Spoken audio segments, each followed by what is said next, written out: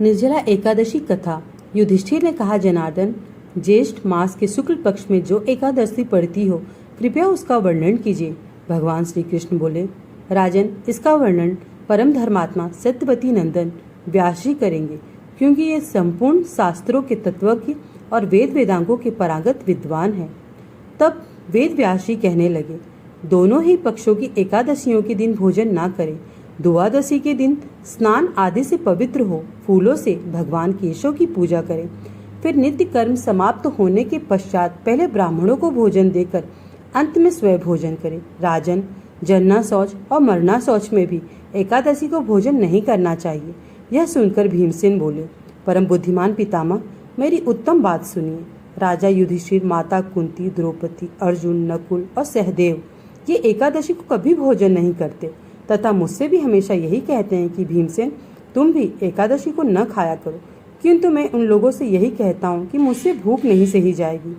भीमसेन की बात सुनकर व्यास जी ने कहा, यदि तुम्हें स्वर्ग लोक की प्राप्ति अभिष्ट है और नरक को दूषित समझते हो तो दोनों पक्षों की एकादशी के दिन भोजन ना करना।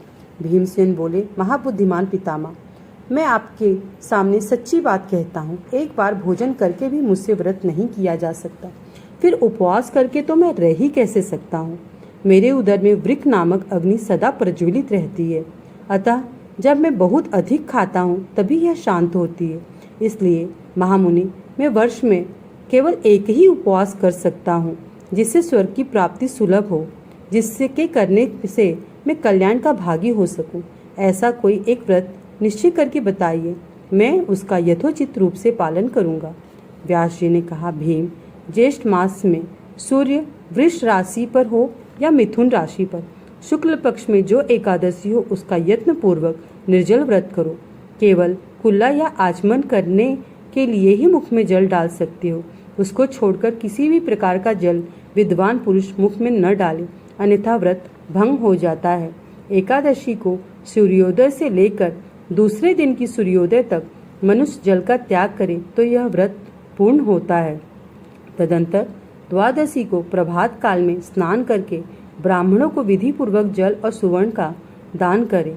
इस प्रकार सब कार्य पूरा करके जितेंद्रिय पुरुष ब्राह्मणों के साथ भोजन करे। वर्ष भर में जितनी एकादशियां होती हैं उन सबका फल निर्जला एकादशी के सेवन से मनुष्य प्राप्त कर लेता है, इसमें तनिक भी संदेह नहीं है।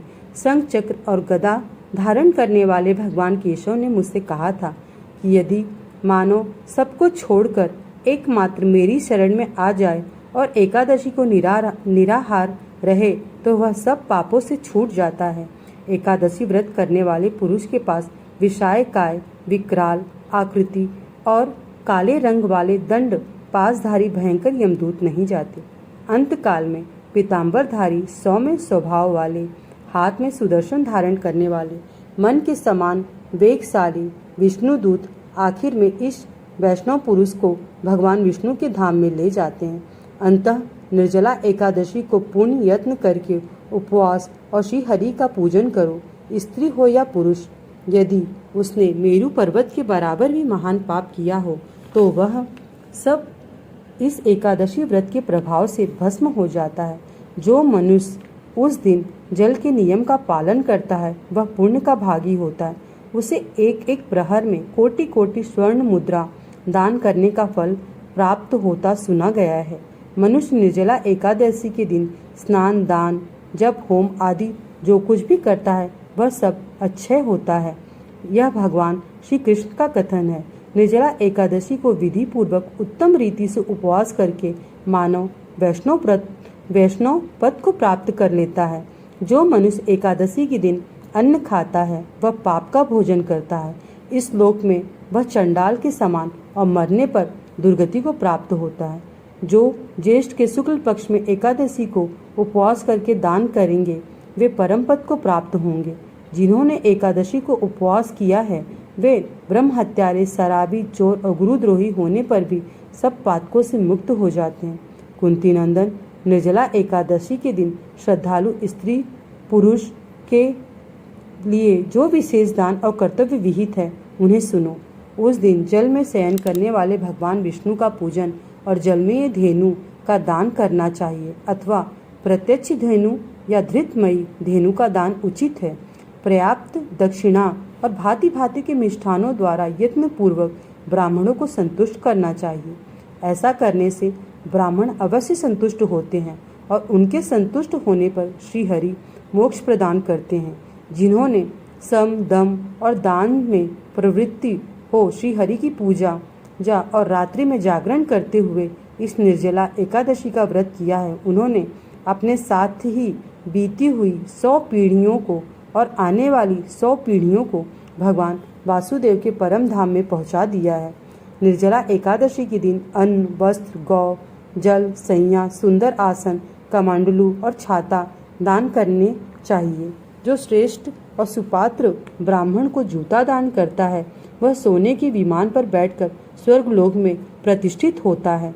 जो इस एकादशी की महिमा को भक्ति पूर्वक सुनता है और उसका वर्णन करता है वह स्वर्गलोक में जाता है।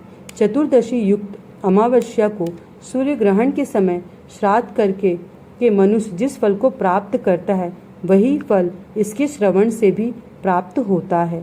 पहले दंत धावन करके यह नियम लेना चाहिए कि मैं भगवान केशव की प्रसन्नता के लिए एकादशी को निराहार रहकर आचमन के सिवा दूसरे जल का भी त्याग करूंगा। द्वादशी को देवेश्वर भगवान विष्णु का पूजन करना चाहिए।